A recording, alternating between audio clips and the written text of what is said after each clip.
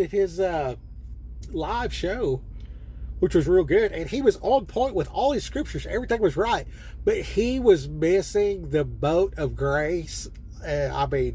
Grace set sail, and he was not on it. And I hope to interact with him quite a bit more and help him to understand.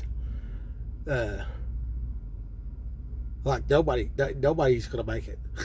nobody, literally no human will make it without Jesus. Like, he's the way, the truth, and the life. And I said something on a different Old Boys deal, and I mentioned the way, the truth, and the life. Now the thing had the temple that Solomon built. It had like this room, and this room. And this one right here was the Holy of Holies, and that's where that veil was. They'd be right here, whatever. They'd sprinkle the blood and stuff like that, and they'd purify themselves. Then, like, right over here was where they walked in. So you had like the entrance, the purification, sprinkle the blood, put the bells on the guy, tie a rope around his foot, because when he entered it, like, he didn't even sleep the night before, so he didn't sin in his dream. And he might not have slept because of anxiety that he's fixed to go behind the veil and talk to God, and no sin can enter. So if he was slightly wrong, he would die when God showed up, and they'd hear the bells when he hit the floor, and they'd drag this old boy out because they wasn't going in there either. Okay, when Jesus, they referred to those three as the way, the truth, and the life.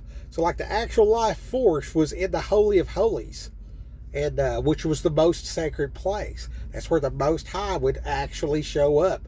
And you better have your stuff right when you're in his presence, or you will die.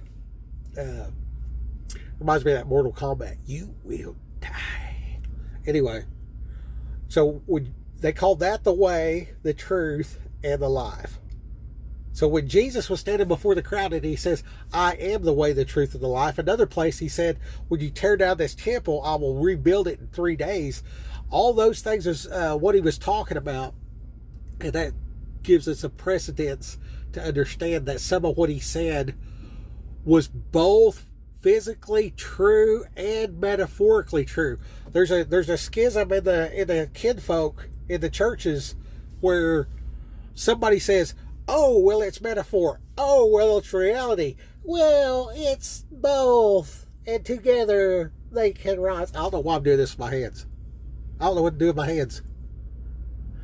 Help me, Tom Cruise. I need more energy. Anyway, Tom Cruise is... we need to pray for Tom Cruise. That's the message today. Get out there, read your Bible, go tell somebody about the Lord, and